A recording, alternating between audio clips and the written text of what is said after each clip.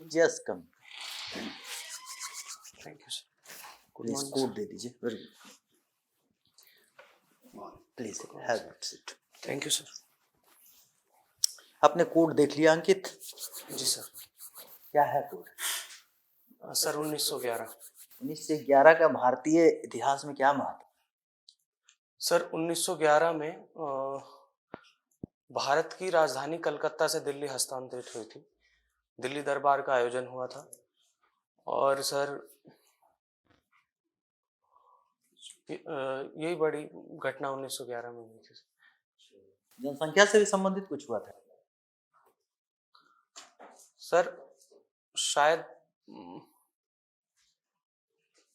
Sir recall नहीं कर पा रहा हूँ, सॉरी। अच्छा, आपने मास मीडिया से किया है ग्रेजुएशन? जी सर। मास मीडिया, इसकी भूमिका आज के समय में जी सर लोगों को सही रास्ते पे ले जाने के बजाय भ्रम की स्थिति में रखने में बहुत ज़्यादा आगे आ रही है जी और सर। बहुत तरह की अफवाहों को यह जन्म दे रही है। जी सर। इसको आप कैसे नियंत्रित कीजिए? सर जो भ्रम की स्थिति पैदा हुई है उसका मुख्य कारण ये है कि मीडिया का लोकतंत्रीकरण हो गया है नव मीडिया के आने से। क्योंकि आज के समय हर एक आम व्यक्ति भी जो है वो भी एक पत्रकार की भूमिका निभा सकता है, क्योंकि विकेंद्रीकृत मीडिया हो गया है, जनता के हाथ में मीडिया की शक्ति आ गई है। तो ऐसे में फेक न्यूज और अफवाहों का बाजार गर्म हो गया है, जिसको नियंत्रित करना एक बहुत चुनौतीपूर्ण कार्य हो गया है, जिसके लिए सेंसरशिप प्रणाली और एआई जैसी माध्यमों का हम उपयोग करके इसको नियंत्रित कर सकते हैं। हमें आज के समय में जो वर्चुअल दुनिया है उस पे सटीकता से अपनी निगाह बनाए रखनी होगी, ताकि जो गतिविधियां हो रही हैं उनको अच्छे से उनका विश्लेषण किया जा सके और उनको नियंत्रित किया जा सके। थैंक यू अंकित। आपकी पर्सनैलिटी को देख करके लगता है कि आपका नाम अंकित नहीं होना चाहिए, आपका नाम बंसल आपका नाम बलवान बंसल होना चाहिए। क्या लगता है आपको? सर मैं इसे कॉम्प्लीमेंट की तरह लूंगा, पर आपको ऐसा लगता है? लाइक अंकित भी मेरे को अच्छा नाम है। बहुत अच्छा नाम है, हमने कहा बहुत अच्छी बात है। चलिए ये बताइएगा कि कुछ उत्तर प्रदेश के अंदर कुछ की चैलेंजेस हैं, मुख्य जी चुनौतियां हैं इंफ्रास्ट्रक्चर डेवलपमेंट में और अर्बनाइजेशन में, शहरीकरण में। जी सर। वह कौन सी है? 2 से 3 हमको चुनौतियां बताइएगा। इंफ्रास्ट्रक्चर डेवलपमेंट जी और शहरीकरण। सर सबसे बड़ी जो चुनौती इस समय उत्तर प्रदेश के पास है वो है इसकी बड़ी जनसंख्या, और उसके कंपैरिजन में जो इंफ्रा का डेवलपमेंट और शहरीकरण है वो उसके साथ साथ नहीं चल पा रहा है और उसको समेटने में मतलब कारगर नहीं सिद्ध हो पा रहा है। तो जो एक जनसंख्या लाभांश एक अच्छी स्थिति होती है वो हमारे लिए जनसंख्या बोझ की तरह इस समय एक बड़ी समस्या और चुनौती बन गई है। सबसे बड़ी समस्या ये है। दूसरी समस्या है सर कि हमारे यहाँ जो प्रति व्यक्ति आय और अर्थव्यवस्था का इस समय स्तर चल रहा है वो शहरीकरण के लिए आवश्यक है कि प्रति व्यक्ति आय और अर्थव्यवस्था की एक अच्छी स्थिति हो, जबकि हमारे भारत की जो प्रति व्यक्ति आय है 1,72,000 के करीब है और उत्तर प्रदेश की कुल 70,000 है। तो शहरीकरण के लिए अर्थव्यवस्था की मजबूती आवश्यक है, इंफ्रा के डेवलपमेंट के लिए अर्थव्यवस्था की मजबूती आवश्यक है। लगता है आपको काफी कुछ पकड़ है अर्थव्यवस्था के मामले में। इसी पे सवाल कर लेते हैं आपसे। जी। हमारे देश की नेशनल राष्ट्रीय स्तर पर हम बात करते हैं जी, तो रिजर्व बैंक ऑफ इंडिया ने पूरे वित्त वर्ष का जी, जीडीपी ग्रोथ जी क्या फिक्स किया है इस वित्त वर्ष का 2023-24 का? सर आंकड़ा तो मुझे ध्यान नहीं है, माफ कीजिए। कुछ बता पाएंगे कि रिजर्व बैंक ऑफ इंडिया के 2 फंक्शन बताइएगा। सर बहुत छोटा सवाल है सर सबसे बड़ा फंक्शन रिजर्व बैंक का जो है वो ये है कि भारतीय मुद्रा की साख को बरकरार रखा जाए, उसको उसमें बहुत चलायमानता जो हो उसको नियंत्रित किया जाए और भारतीय मुद्रा को वैश्विक स्तर पर स्थिर रखने का प्रयास करती है। बहुत अच्छा किया। नियंत्रित जो करते हैं चलायमान, यानी कि मुद्रा का जो चलायमान है उसको नियंत्रित करता है रिजर्व बैंक ऑफ इंडिया। अति चलायमान तक करता है। क्यों करता है, क्या जरूरत है? सर क्योंकि जो आयात और निर्यात है, जो मुद्रा का कार्य ये होता है कि वो वस्तुओं का लेन-देन का कार्य मुद्रा करती है। तो अगर मुद्रा मुद्रा में अति चलायमानता विद्यमान होती है, तो उससे वस्तुओं के खरीदारी और चीज़ों के आयात और निर्यात, सेवाओं के आयात और निर्यात पर फ़र्क पड़ता है, जिससे हमारी अर्थव्यवस्था अर्थव्यवस्था अस्थिर हो सकती है। मेरे 2 सवाल और हैं अंकित, आपकी चूँकि आप मास कम्युनिकेशन से संबंध है जी सर। आपकी पढ़ाई का, जी सर। मास कम्युनिकेशन बहुत अधिक, जैसा कि सर ने भी कहा, बहुत प्रभावशाली है हमारे देश के जी सर। लोगों का रुझान बदलने में बहुत ज़्यादा सहायक होता है जी सर। और आप उसके एक अगुवा है, जी एक सर। आप उसके अच्छे जानकार हैं। जी सर। छोटी सी एक सवाल मेरा था, आपके पिताजी इंजीनियरिंग बैकग्राउंड के हैं। जी सर।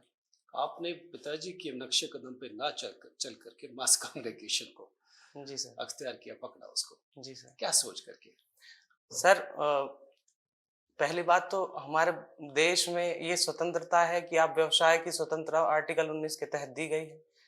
और मतलब पिताजी को आप क्या न्याय की बातें समझाते हैं या अपना फैसला दिल से खुद फैसला करते हैं?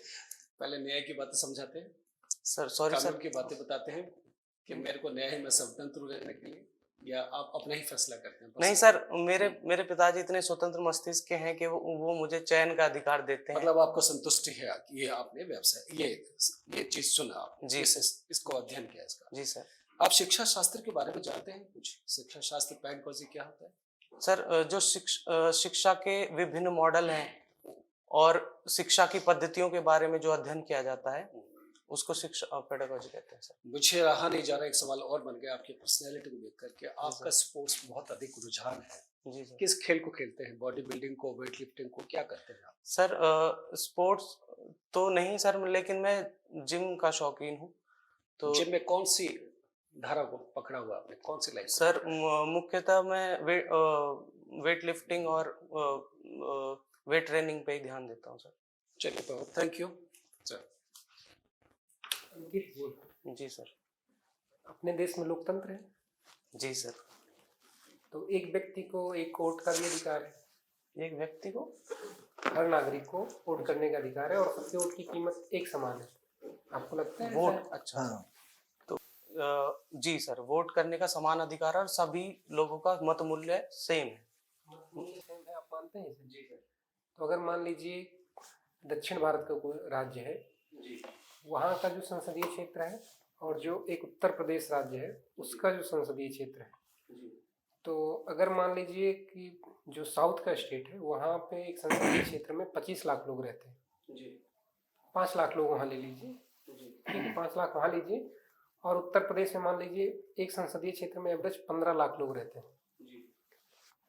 सदन में 5 लाख लोग अगर चुन करके एक व्यक्ति को भेज रहे हैं और 15 लाख लोग चुन करके एक व्यक्ति को भेज रहे हैं, तो आपको लगता है कि जो साउथ इंडिया के किसी राज्य के एक संसदीय क्षेत्र के एक व्यक्ति के जो वोट की कीमत है वो उत्तर प्रदेश के किसी संसदीय क्षेत्र के एक व्यक्ति के वोट की कीमत के बराबर हुई? सर, इस विसंगति को ठीक करने के लिए परिसीमन आयोग का गठन किया जाता है समय समय पर, जो ये निर्धारित करता है कि एक संसदीय क्षेत्र से जनसंख्या के अनुपात में समान लोगों की प्रतिनिधित्व हमारा संविधान प्रदान करता है। और इस परिसीमन आयोग का गठन का कार्य चुनाव आयोग द्वारा किया जाता है। चुनाव आयोग अभी अपने नाम की, तो लास्ट टाइम भारत में कब हुआ था परिसीमन?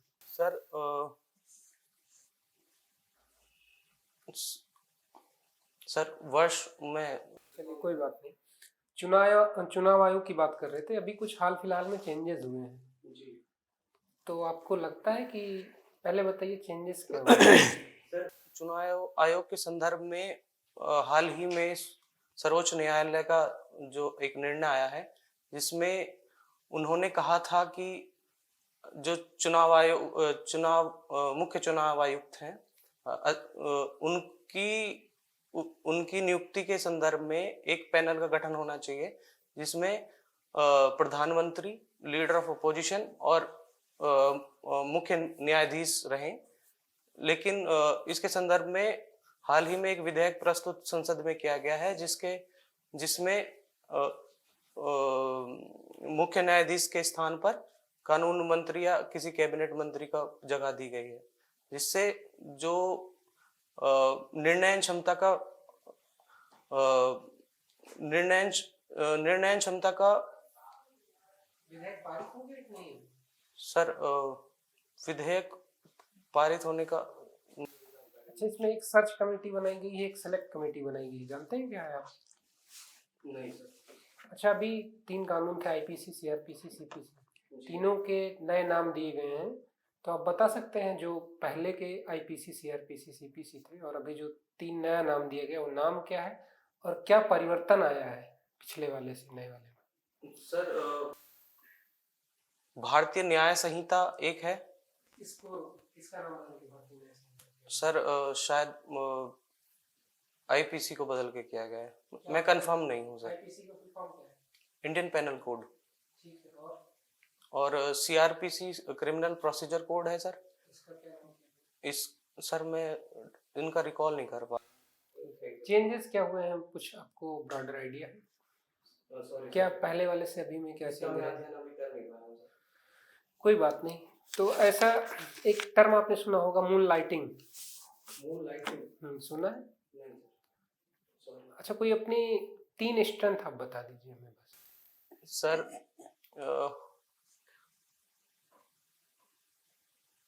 मेरी 3 स्ट्रेंथ में सबसे पहले मैं रखूंगा कि मेरी अभिवृत्ति है वो बहुत सॉल्यूशन ओरिएंटेड है। मैं प्रॉब्लम पे बहुत ज़्यादा फोकस ना करके उसके जो हमारे पास उपलब्ध सॉल्यूशंस हैं उन पे ध्यान अधिक देता हूँ।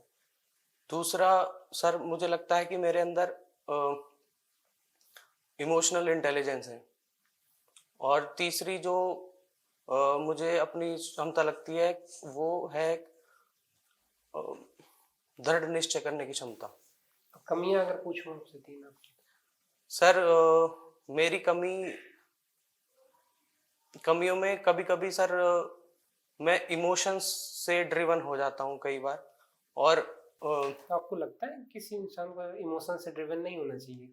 सर इमोशंस तो जैसे कि एक मानव के बारे में कहा जाता है कि मानव एक बौद्धिक प्राणी है तो साथ साथ एक भावनात्मक प्राणी भी है। तो ये बहुत ही ऑब्वियस है कि इमोशंस होंगे एक इंसान में।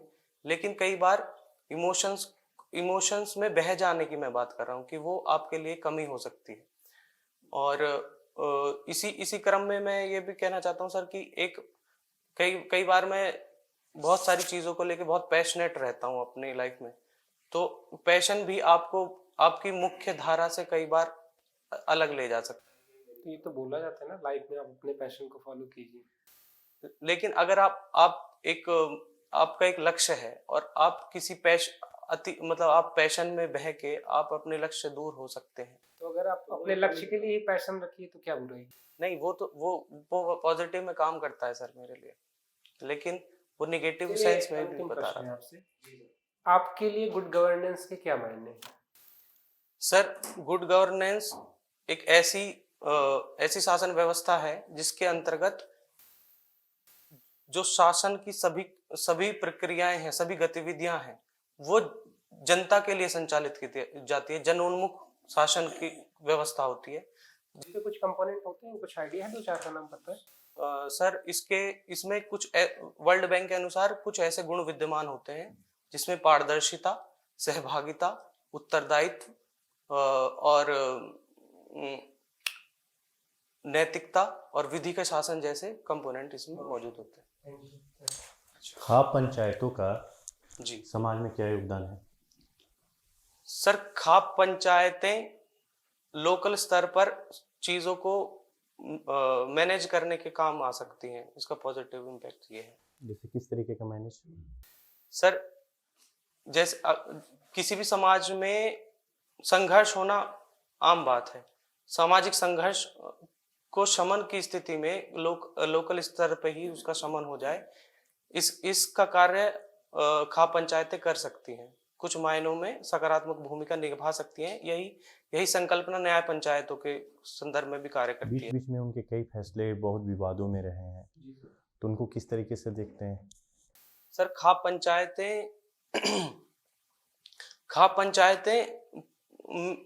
पंचायतों में सर समस्या ये है कि वो रूढ़िगत जो परंपराएं हैं उनके द्वारा संचालित हैं और आधुनिक जो परिवर्तन हुए हैं उनका समावेशन नहीं कर पा रही हैं।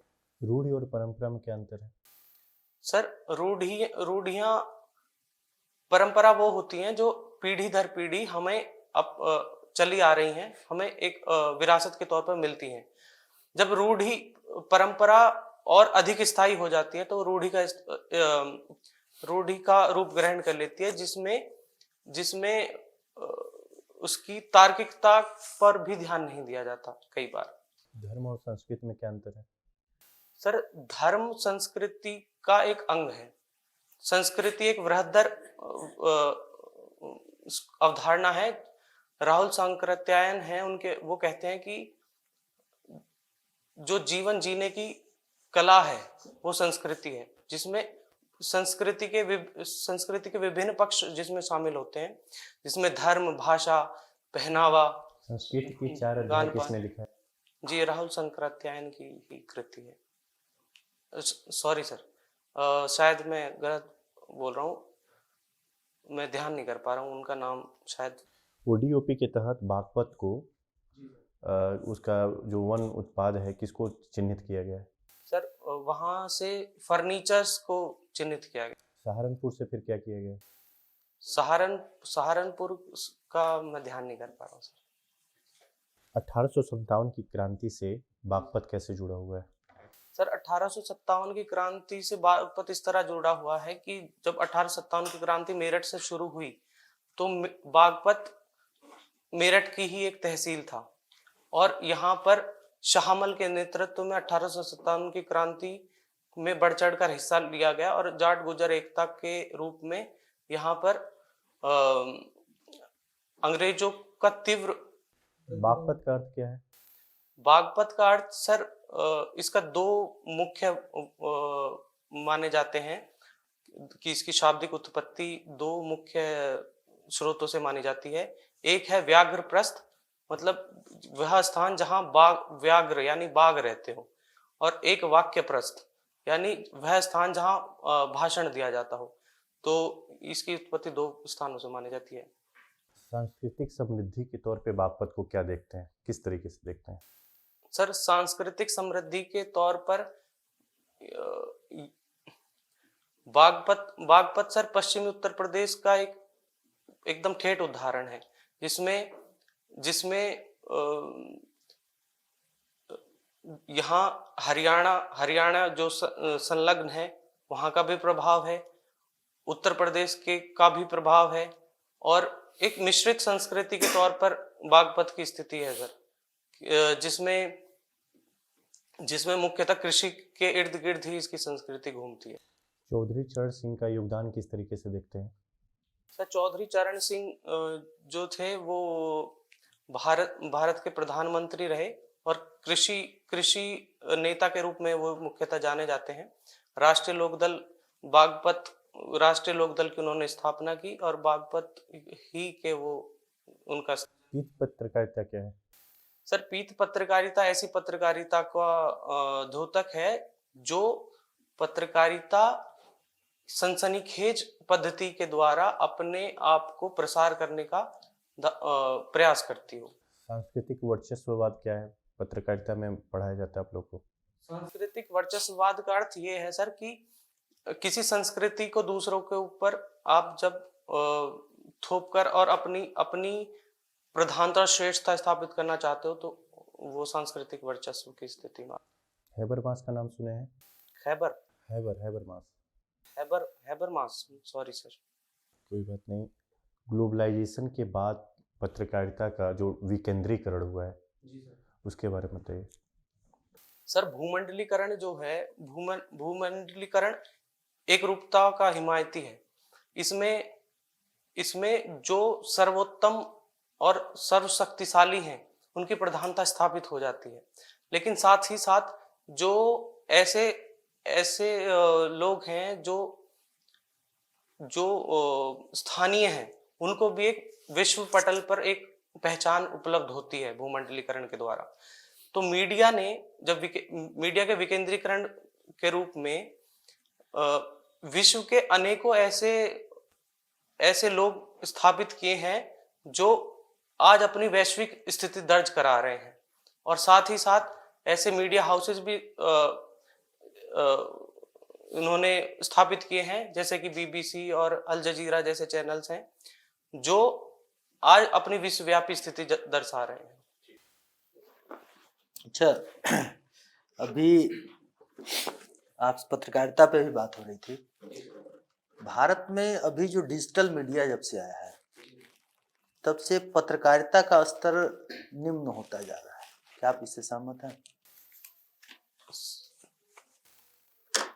क्योंकि वैसे पत्रकार जो कल तक जिनको एक आदर्श के रूप में देखा जाता था, अब वो पता चल रहा है कि वो किसी न किसी पर्टिकुलर विचारधारा को ही लेकर के चल रहा है।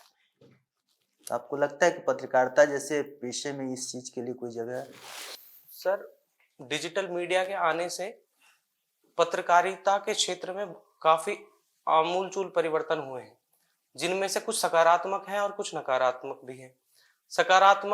सकारात्मक स्थिति ये है कि आज के समय में सच को दबाया नहीं जा सकता।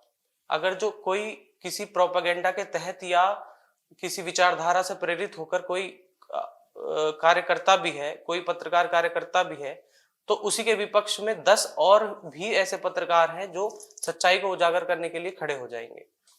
लेकिन डिजिटल मीडिया का पारस इतना अधिक है कि उसके कारण उसको नियंत्रित करना और उसका विश्लेषण करना बहुत मुश्किल हो जाता है, जिससे फेक न्यूज और प्रोपेगेंडा न्यूज और डीप फेक जैसी स्थितियां उत्पन्न होती हैं। अफवाहें लगातार फैलने की संभावना रहती है। ऐसी मीडिया का गलत हाथों में उपयोग की संभावना रहती है। अपराधों के लिए मीडिया का उपयोग करने की संभावना बढ़ जाती है।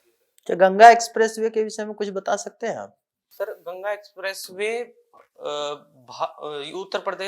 उत्तर प्रदेश की जो अवसंरचना निर्माण की जो तीव्र गति से कार्य चल रहा है, उसमें एक बड़ी उपलब्धि है, और यह मेरठ से प्रयागराज तक विस्तृत करीब 596, अगर मैं ठीक से याद कर पा रहा हूं तो, या 93, वो एग्जैक्टली मुझे याद नहीं आ रहा है, किलोमीटर लंबा ये एक्सप्रेसवे है, जो उत्तर प्रदेश के उत्तरी पश्चिमी भाग से दक्षिणी पश्चिमी भाग को जोड़ रहा।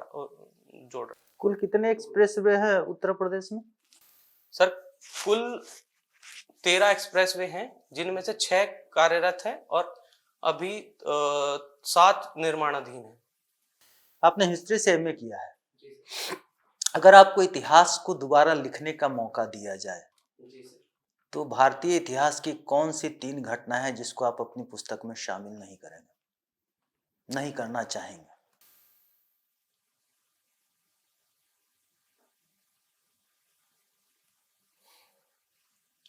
सर, मुझे लगता है कुछ जो भी घटनाएं हुई हैं, उनको छिपाना इतिहास से छेड़छाड़ होगा। मैं ऐसी कोई भी घटना नहीं होगी जिसको मैं उसका लोप करके इतिहास की जो नैतिकता है उसके साथ में समझौता नहीं करूंगा। धन्यवाद। Thank you sir.